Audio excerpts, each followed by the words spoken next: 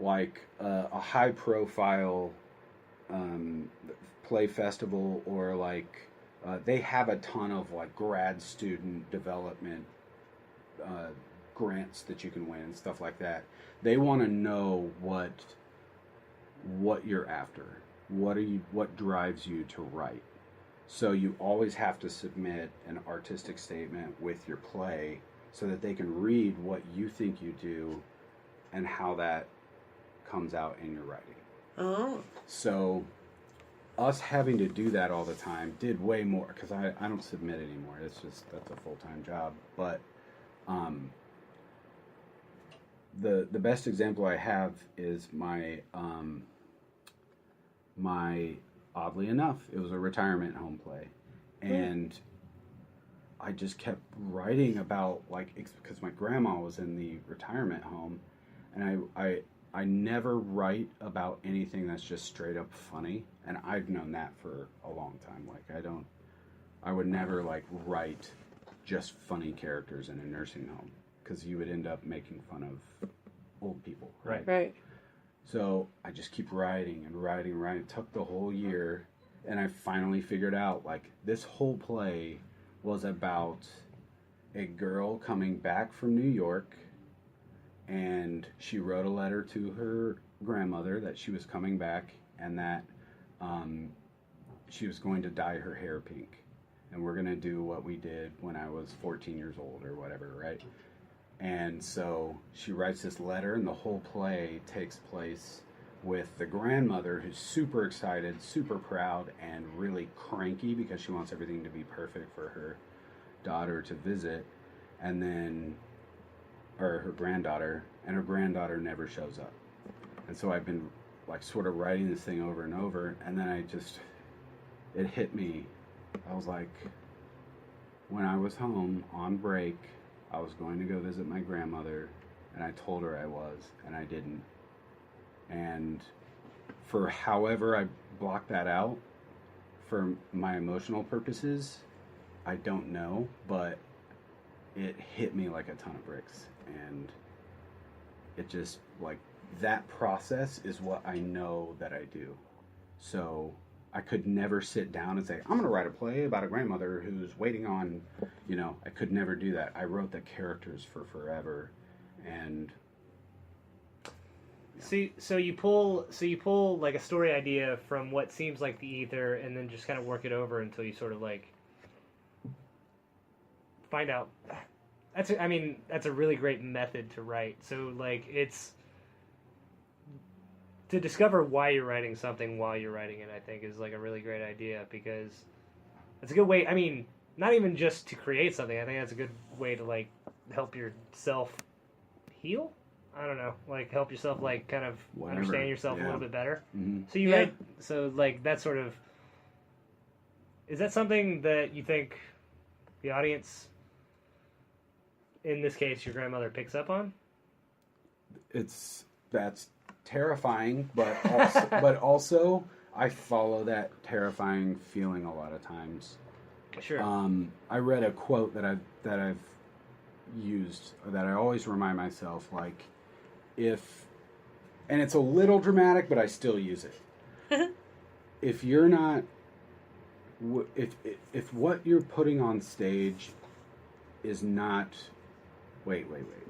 It's if you're not putting your career on the line every time you put something on stage, it's not worth doing. It's great. And so I always make sure that, because honestly, and Harold Pinter said this, he said, a truly good play makes everybody in the audience feel less alone. Because when you explore your worst moment, everybody's had a worst moment, and they'll be able to look at you and say, "Oh, you're fucked up," right? And that happens all the time. They're like, "Dude, you are fucked up." That was hilarious. Well, guess what? You only laugh at things you relate to. So who are you? Yeah. And I don't think that. I'm happy when things go well. But But if they harass you, then exactly. Yeah. It's like, you only got this because you're a shitbag too, guy. Like, come on. Yeah. Is the catharsis a drive for you at this point? That's a good question. I certainly don't frame it like that in my mind. Sure. I mean, because then it's a selfish endeavor. If somebody else defines me as that, maybe. I don't know. But I looked at that play as a tribute to my grandmother. Sure, yeah. You know? It's more exploratory than anything. And to your point about, like, discovering it as you're writing it, I think one of the most important things to me to watch on stage is to know that characters are discovering things at the same rate as the audience. It keeps us very, very present, as opposed to having a plot, which in movies it works, right? The bad guy knew the whole time or whatever. Yeah. But on stage, when everybody's discovering things at the same time, which I've only been able to accomplish that as I discover it as I'm writing, right? So presence generally just you don't have a choice but to watch. You know, sure. You don't. If things are relating to you and discovering themselves in front of you, there's absolutely, I mean, it's in our DNA. We cannot look away.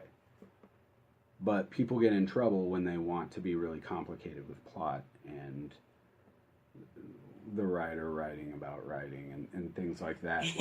Like, if everything happens in the past or you're getting ready for something in the future, what happened to you stubbing your toe on the couch? Because I'll bet you in that moment you were not thinking about your brother's baggage or like whatever's going to happen at Thanksgiving, right? Yeah. Like that moment is the only thing you have access to right now because it's visceral in it, you know? Yeah. So that's a big driver for me too. Is that something you find, like, with the majority of the pieces that you write and the plays that you write? Like, you like work it over until you like find out why you even started in the first place, or? Now I do. Yeah. Since the artistic statement stuff. Yeah. Now I realize, like, when you sit down to write a play, the worst thing that I can do to myself is have expectations. Because this thing is either going to take a year or sometimes it takes 4 months. Right. You know?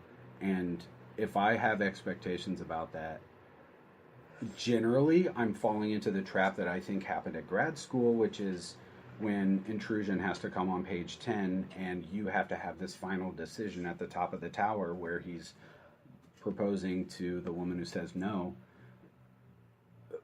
How do you know that a character is going to make those decisions to end up on the tower proposing to a woman who says no? You have how long to get to that moment? And how many individual decisions is a character going to tell you as you're writing that it needs to make? You cannot plot it out. Some people can. Some people are very good at it. But are you connected? Do you feel like the stories come to you from somewhere else? I mean, I guess a lot of it is born of, you know, you dealing with your own stuff, but you're saying, like, if the character tells me he needs to make this many decisions, do you feel like you're led on a path by the story, or are you like you're saying some people are into structure? I'm a structure person. I write a first draft immediately and just make decisions and then change those decisions. So I wonder, same process, different angle. Yeah. You know? Well, sure. I mean, it's all. But at the end of the day, we're all making people hold paper in their hands and say words that we wrote. So. Yeah. Exactly. But it's interesting to hear you go about it. You said that you went to grad school for playwriting, and you talked about you did sketch and whatnot before you even got to Second City. Have you? What made you come back to that short form? To sketch? Yeah, I mean, sketch being like 3 minutes versus, I mean, I guess writing a 5-minute play is the same as writing a sketch. Exactly the same. And so you are like the king of it, huh? I was so ready to do that. Like, right off the bat, I could tell nobody else had, I mean, it's just a different world when you come from sketch writing, and I had written, I don't know how many sketches before I got to grad school. And which also, like, as an improviser and as performers and like all that stuff too, you understand stage presence, you understand the importance of keeping things theatrical and not just talking, like all these things. That's a little part of me, but I was 32 when I went to, so it's like, you know, you were already more advanced than a lot of the people that were in it. Or were most of the other people in the grad program in their 30s? Well, yeah, most of them. Yeah. One guy was like 55. Yeah, hell, you're selling it hard to me. I'm all like, this is great, let me go. Oh, but, it is wonderful. Man, it's going to be great. There's nothing like going from a shit ton of responsibilities to your only responsibility is writing, and we're going to raise the stakes on that. So I'm not saying it was easier on me emotionally, because it wasn't. No. But there is something that tells you if you're a writer or not. Yeah. It's so exciting. Mm-hmm. Man, what an experience. So you said, just to kind of move forward in your timeline, did you say that you had tried out New York for a little bit, and that wasn't like... So, I was telling her, the year between my first and either my first and second year, so the summer I stayed in Athens just for whatever reason. I wanted a simple life, and I wanted to live there when it was quiet, and that was really great. But I decided there was a guy who had moved. He was in the directing program, and he moved to New York, and he was like, and somebody passed him my play, and he was like, "Hey, dude, do you want to do a play here?" And I was like, "Yeah, dude, of course." And then so we got people together to do it, and we spent about I think it was a month in New York, and that I was at a job interview like 2 years ago, and the interviewer was like, "Tell me about a time that you failed." And I was like, "I raised a bunch of money. I brought a bunch of friends to New York. We put on this play, and it was terrible." And I feel like I failed there. Huh. Yeah. Was it because the audience wasn't big, or was it because people didn't like write you a review in the New York Times, or I mean, like, what was it? Like, it was it was objectively terrible, or did you feel like the writing you put forth was not the best? What part of it? I certainly, if you don't mind us talking about it. Absolutely. Yeah. I took a play that was very personal and once again super dark and explored like family dynamics or whatever, and I certainly made it worse. I tried to revise and revise and revise. It went up to 200 pages, and then it went back down to like 150, and then it went... And by the time it was done and we were all rehearsing and the lead actor had dropped out, I had to go in. I could not memorize the lines. I just couldn't. I don't know why. I tried and tried and tried to the point where they were like, "Come on, let's run lines." I'm like, I don't know the lines. I don't want to run these lines. It just makes me feel like shit. And things just didn't, it was not a professional experience. Things fell out. There were too many holes in the boat. People weren't happy with it. And I felt like too many people invested way too much money coming to New York to do what we did. We did get, every once in a while we got a decent audience, but the house wasn't that big. I mean, it was probably like 40 seats or something, but Solid black box. Did you feel like a lot of pressure in